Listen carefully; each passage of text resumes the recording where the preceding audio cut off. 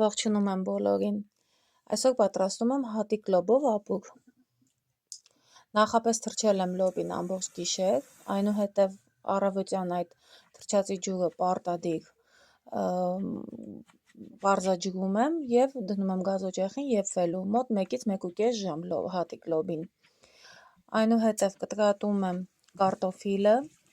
և նույնպես պարզաջրում եմ, մինչև որ ջուրը լրիվ պարզվի։ Պատրաստում եմ սոխերածը, վարդագույն դառնալուց հետո ավելացնում եմ աղացած կարմիր պղպեղ և այդպես տապակում եմ ևս 1 րոպե։ Այնուհետև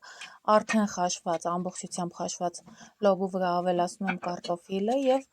այս սոխարածը։ Ընթացքում մի փոքր եփվելուց հետո սառը ջրով 2 ճաշի գդալ ալյուրը բացում եմ և մաղի օգնությամբ լցնում եմ ճաշի վրա, լավ խառնում եմ, պարտադիր սառը ջրով, որպեսզի գնդեր չառաջանա, և վերջում ավելացնում եմ համը։